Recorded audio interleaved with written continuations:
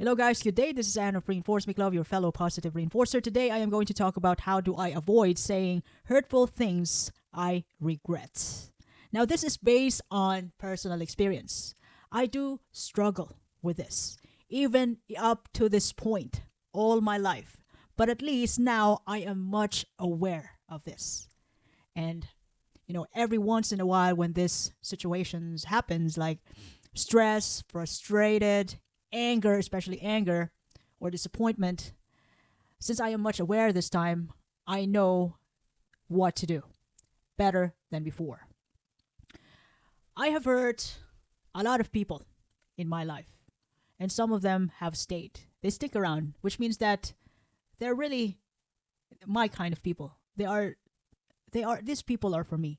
They give me a chance, countless chance to improve myself, not to countless chance to really take advantage of the relationship, or countless chance to really make them feel stupid. But these people who stick around with me in spite of my imperfections, they are my people. I know deep in my heart that they are for me. Sometimes I could say that it's hard to be with me, but you know because of their love and support, I was able to I am able to improve myself over time, and I'm willing to improve myself for the rest of my life. And I'm always going to be a work in progress. Although I already have a plan how I'm going to handle myself every time I get angry, every time I get out of control. I know it wouldn't be a perfect response, because I'm when you are in a mixed emotion, like especially extreme emotion. But at least this time, I know how to channel those negative emotion. I know to how to handle it. I know how to tame it so well, better than before, because of the people who love me, who supported me. And even to those people who doesn't care about me and I hurt them, I also learn from them. So all in all, though, thank you very much. And today I am going to share to you what I've learned. How I manage not to say anything or do anything hurtful which I could regret in the end, as much as possible. Now, avoiding saying hurtful things that you will later regret requires self-awareness, emotional regulation, and conscious communication. Now, I'm going to share to you my personal step-by-step guide on how I was able to break this habit. At least it's not as bad as before. At least I know who I am now better than before.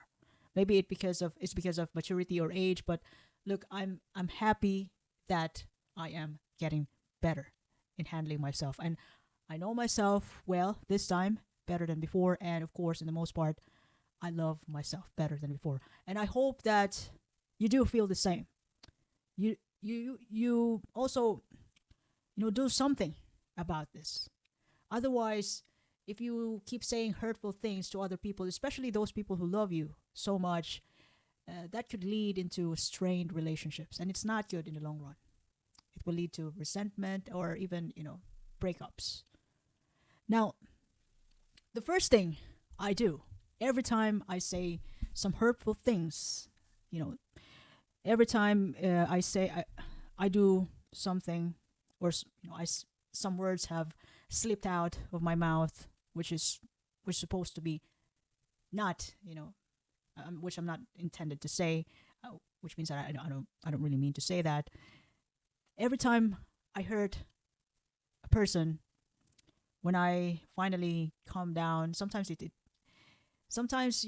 takes a couple of days to really help myself understand that, look, even if it's the other party's fault, it is still my responsibility. So in order to resolve the issue, the first thing I do is I apologize. It was hard for me to do this before. I apologize and learn. Sometimes I don't necessarily say I'm sorry, but I change my behavior instead. That is way better than any sorts of apology. Change of behavior is, one of the best solution rather than apology. So, but there are times when I could really utter an apology to a person, sincere apology, and I acknowledge the hurt that I cause.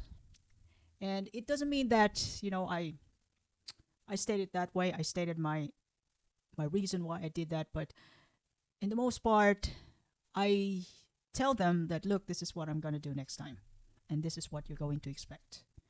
Because, you know, at least when I hurt them the next time around, they're going to remind me about what I said. And I don't really want to hurt people. I want to be collaborative. It's just that, sometimes we could be out of control. And I wish I am perfect enough to not feel anything bad, to be happy all the time, but I'm not. I'm always going to be a work in progress. So as much as possible, I apologize, and in the most part, I change my behavior. The second thing that I do is I take responsibility. You know, when I feel like I'm on the verge of losing control, as much as possible, I actually, I excuse myself from the conversation. I take a moment to cool down, which means that I stay away. I give myself a space when I get triggered. So I take responsibility when I feel like, yeah, I know the signs that I'm already triggered. I can feel the energy. Like I just clench, by the time I get clenched, and I can feel the tension on my neck. Look, I know what's gonna happen. My thinking will be all over the place. So, but before that happens, as much as possible, when I already identify that I feel that way, I take a break. I give myself a space. It should be in a corner to really stop myself from losing control, from saying things I don't want to say that I would regret in the end. So I give myself some space in the most part. I take responsibility of that tension. Whether it's my fault or the other party's fault, I need to get some space. So that's the second thing I do. I take responsibility of my emotion. Extreme, aggressive emotion, I get some space. The third thing that I do, after I get myself some space, I try to recall those past incidents wherein I said something which I regret in the end. Those past were my lessons. Those people I hurt, those people I care about so much and I hurt them. I recall those moments wherein I don't really want to say those things. I don't want to hurt them. So that is why I take responsibility of my emotion, outburst of my emotion this time, because I don't want to happen. I don't want those past events to ever happen again. So I just recall those moments. And those were terrible moments, and I don't want to even want to talk about it. I just, as much as possible, I want to avoid it. That's why every time I get myself some space, I recall those events. Number 4 is, look, since I already know the signs that I'm about to lose control with my emotion, I try to, I already recognize, the triggers, which means recognize the triggers. So every time that I feel the tension, like there's an outburst of energy in me that I could feel that I could have the tendency to hurt people, those times were the stressful times, stressful situations in my life. Even, it could be frustration.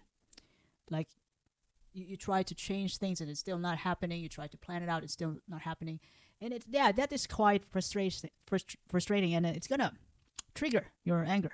So that's one trigger: frustration, anger, insecurity, stress, or some instances wherein you feel unheard. You feel like you've been neglected. So those are, negative moments for you. Negative, it gives you a negative vibe. So as to me, yes, I do recognize those moments. And then whenever I feel the tension in my body that I'm about to really give out to the person or people, I give myself some space. And then I recall again. I recall the past events that I did before, terrible happenings, wherein I said something that I don't mean to say. And the way I also say it to myself every time I get triggered and get some space, I say to myself, I am better than this. I am better than my emotion. I am better than my anger. I am better than my overthinking. I am in charge. It's gonna be okay. I also use the words of affirmation whenever I get triggered, I get angry. I also use that. And another thing, the fifth one,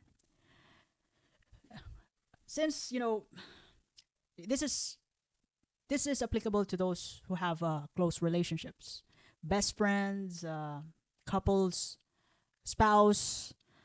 You could also create a strategic plan together. How you handle these extreme emotions like anger, frustration. You can even plan it out with your wife or husband to help you stay calm during these tense moments. So, like for example, you know that you've hurt your husband before because of the things that you've said, which you regret in the end, and you already said sorry. You don't want to do it again. You don't want to say it again. So it's it would make sense, or it could be way better to tell your husband or your boyfriend or your best friend, those significant others. Try to explain to them that in your own way that to some people like me, I need to take a short break or step away when I start to feel being frustrated. And like for example, to me, I try to explain to my partner or my boyfriend that I'm not ignoring him, and I'm not ignoring him, and this is another way for me to resolve the issue which happened in the past. I am trying to improve. That's why I I told him ahead of time that whenever I feel angry or frustrated, I need some space. It doesn't mean that I am ignoring you. I'm trying to get my act together into calmness before I talk to you when I get back. So, I, rather than saying something which I might, regret in the end, I tell my boyfriend like that I need some space, and I come back to you. We're going to discuss the issue later in a much calm or healthy manner. And yeah, he's quite aware about it because I want the relationship to work, not only to my not only to my significant others, not only to my boyfriend, but also to my best friends, my girlies, and to my old friends, my best friends. They know already. They know my attitude. We've been friends for more than 10 years, and yeah, they recognize it. They've already made me aware about it, and this time, yeah, I'm getting better. I'm a work in progress. Look, I'm not the worst. I'm just sharing this to you because I want to improve, and I hope you can also learn a lesson from this, that you're not alone. And another thing that I'm practicing right now after taking a break from the situation, giving myself a space and words of affirmation that I'm better than my anger, better than my frustration. Another thing that I want to add up this time that I'm still practicing, pausing before responding. So whenever I feel the urge to say something hurtful, I take a deep breath or count to, 10 to 1 in reverse. 10, 9, 8, 7, or for yourself, you could do 1 to 10 before speaking. And, this short pause gives me time to think and regain control over my emotion, helping me avoid saying something impulsive or regrettable. So pause. Hmm. Because when you breathe in, the oxygen can have a chance to go to your brain, and then it will keep you calm. You can stop yourself from saying hurtful words. Another thing, you know, I practice. I'm trying to improve my communication, And I could say that it's better than before. When I was younger, when I was a teenager, I was terrible before, but this time, look, I am giving out as much as possible in a friendly way, and especially to my partner. Though I try to communicate to him the my needs in a much nicer and respectful manner. And you can also do this. You might want to consider learning more about the nonviolent communication or assertive communication techniques. These methods can teach you how to express your feelings honestly without being hurtful and helping you navigate. Now, this nonviolent communication is a simple method for a clear, empathetic communication consisting of four steps. Number one is stating your observation. Number two is, expressing your feelings. And then number three, other than stating your feelings, you can also express your needs and then your requests. Now it goes like this. So this happened to me before, when I when when my with my partner before that every time he comes around, he goes into the house, he forgets to lock the door. So I feel unsafe when that happens. So I really did told him that the truth about how I feel whenever he does that. I told him, look, I whenever you come around here, sometimes you forget to lock the door, and I feel unsafe. I want to feel safe whenever you're around because I want to feel safe. I want to be secure in the house. So would you be able to lock the door the next time you come around? So that is observation, locking the door, feeling I feel unsafe, and needs, expressing my need means I want to, I feel, I want to feel safe. I want to lock the door whenever I'm here, just like everybody else. And stating my request, I told him that, would you mind locking the door, every time you come around here? But it doesn't happen often, though. It rarely happens. But I want to feel safe. So that's one request that he is now doing, and then I love it. He's he's doing his best, and I can see it. I'm happy about it. So that is nonviolent communication. Once again, you state your observations about the issue, and then you express your feelings, and then your needs, and then you can tell your requests. Now, this nonverbal communication aims to find a way for all present, you know, to get what really matters to them without the use of guilt, humiliation, shame, difficult conversations, to make to solve the things, to solve the issue, the problems between people among parties more effectively. Now, lastly, I haven't gone to this phase yet, and I have no plans. And I've said before, I'm not really that worse. You might want to consider seeking a professional help when you have anger issues. Or if you cannot channel your anger issues to other stuff like doing a project, being obsessed to marketing, product creation. So if you are a danger, a threat to people when you get angry, it's way better to seek professional help. If controlling hurtful words is a recurring issue, it may help you seek guidance from therapist or a counselor. They can assist you with underlying emotional triggers and provide strategies to help you manage your emotions and communications. Now, I have decided to really share this to you because for me, this is important in all sorts of relationship as well as self-improvement. And I hope this makes sense to everybody that you're not alone. You're not the only one who struggles to this. Me too.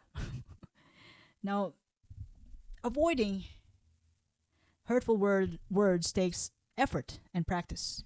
And we're all going to be a work in progress all our lives. Most importantly, the thing is that we have to do something about this. We make an effort to improve ourselves, to express ourselves in a much healthy manner. But this and this is possible though, especially with self awareness and an effort to to control our emotion, self regulation.